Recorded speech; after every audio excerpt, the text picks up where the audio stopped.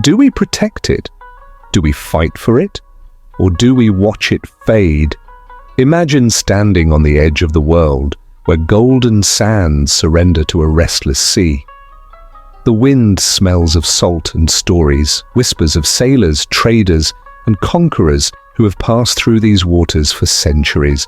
This is Port Sudan, a city carved from ambition, where ancient traditions battle modern aspirations, and where the past lingers beneath the surface like a long-lost shipwreck.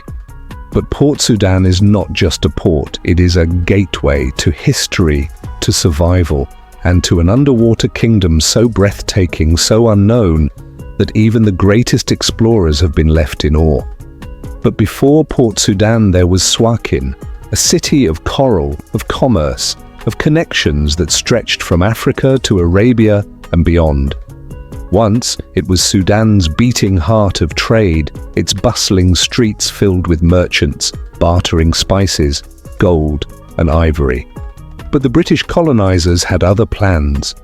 In 1905, the British, seeking a modern harbor to accommodate their growing maritime trade and to siphon the wealth of Sudan, decided to replace the ancient yet inadequate port of Suakin. Suakin was built of coral, its winding alleys and archways a masterpiece of the past. But it was small, it was old, and it was not suited for the towering steel ships of the industrial age. The British, always thinking bigger, always seeking more, deemed it obsolete. So they built a new city from nothing, Port Sudan, a city planned down to its very bones, its streets laid out with colonial precision. They dredged the harbor deep enough to welcome the world's largest ships. They erected warehouses and railways, carving a modern gateway to the riches of Sudan. And while they welcomed merchants, sailors, and workers from across Sudan and beyond, one group remained in the shadows: the Beja. The Beja, the indigenous people of the Red Sea hills, had roamed these lands for centuries. Nomadic, fiercely independent, and deeply connected to the desert and sea, they did not fit the British vision of a modern, structured workforce. They were labelled unreliable labourers. So the city grew without them, for a time. Then came hunger. Then came drought. The land grew harsher, and survival became a fight against forces beyond human control. The Beja, like so many others, were pulled toward the city, not by choice but by desperation. By the 1960s, they had become its heart, its workforce, its backbone. By the 1980s, they were struggling to survive as the port became mechanized, industrialized, closed off to the very people who built it. Jobs vanished, migration swallowed the city whole. And as the land turned against them, the people turned to the sea. The Red Sea glistens under the blazing sun, stretching beyond the horizon, an endless expanse of blue. From the shores of Port Sudan it looks calm, inviting. But beneath the surface, a world few have truly seen. A world of shifting coral palaces, shadowy predators, and creatures so ancient they have outlived entire civilizations. This is not just a stretch of water. It is a world within a world. The Red Sea, a long and narrow marine basin, extends 1,900 kilometers from the Strait of Bab el-Mandeb in Yemen to the southern tip of the Sinai Peninsula in Egypt. At its widest point, it spans 306 kilometers. But what makes it truly extraordinary lies beneath the surface. The sea is divided into 3 zones of depth: shallow, reef-studded shelves that barely reach 50 meters, deeper shelves between 500 and 1,000 meters, and, at its heart, a trench that plunges to more than 3,000 meters. Just off Port Sudan, the Red Sea reaches its deepest point at 3,040 meters, an abyss that few have explored. Yet, no matter how deep you go, the temperature remains remarkably stable, making it one of the most unique marine environments on Earth. Its waters are so clear that visibility can reach up to 46 meters, turning it into an underwater paradise for divers, explorers, and photographers alike. The British built Port Sudan to dominate trade, but they had no idea that just beyond their grand port, in the depths of the sea, lay a kingdom more vast, more complex, and more alive than any empire they had ever known. Coral reefs stretch across the seabed like sunken cities, their spires and caverns home to thousands of creatures. These reefs, some of the healthiest left on the planet, form an intricate, living maze where schools of fish, silver, neon, golden, dart through the water like liquid light. Moray eels lurk in the crevices, their open mouths a silent warning. And deeper still, where the light begins to fade, shadows move. Sharks, silent, sleek, ancient. Hammerheads patrol the deep blue, their strange, flat heads tilting as they sense the heartbeat of prey. Manta rays glide overhead like spirits, their wings stretching wider than a man is tall. And on the ocean floor, a leviathan of the deep rests in forgotten silence, shipwrecks swallowed by time, their rusted hulls now home to corals and sea creatures that care nothing for human history. But the Red Sea is not just a place of beauty, it is a place of survival. For centuries, the Beja, other coastal communities have lived alongside this ocean, drawing life from its depths. Fishing was once a delicate balance, a partnership between man and nature. But today that balance is shifting. The Sudanese coastline stretches for 650 kilometers as the crow flies, but its inlets and bays extend it to nearly 750 kilometers. In these waters, nature has built a fortress of biodiversity, a sanctuary for marine life. Yet that sanctuary is now under siege. The sea is warming. The corals, the very foundation of this world, are bleaching, turning white, fading into ghosts of what they once were. Overfishing disrupts the delicate dance of predator and prey. Pollution, plastic, oil, waste, seeps into the water, poisoning the life within. And yet the Red Sea still fights to survive. In its depths, there is resilience, there is power, and there is hope. And off the coast of Port Sudan, two treasures lie hidden beneath its surface: Sanganeb Marine National Park and Dunganab Bay, Mukkawar Island Marine National Park. These are not ordinary places, they are wonders of the world, recognized by UNESCO for their breathtaking beauty and extraordinary life. Picture this: a ring-shaped coral atoll rising from the deep, waters so clear that sunlight dances all the way down, touching reefs bursting with color. This is Sanganeb, and beyond it, stretching along the coastline, is Dunganab Bay, where the ocean kisses the land, where mangroves twist like ancient fingers, and where creatures older than time itself still roam. But let's not get ahead of ourselves, let's dive in. The boat rocks gently as you near Sanganeb Atoll, the only coral atoll in the entire Red Sea. From above, it appears as a lonely dot in an endless sea of blue. But beneath the surface, it is a kingdom, a world teeming with life, where every ripple tells a story and every shadow carries a mystery. You take a deep breath and dive. The silence is immediate, but it's not empty, it's alive. The coral reefs rise in towering formations, sculpted by time, glowing in electric blues, fiery oranges, and impossible purples. The corals sway, breathing, shifting, creating an alien landscape that hums with energy.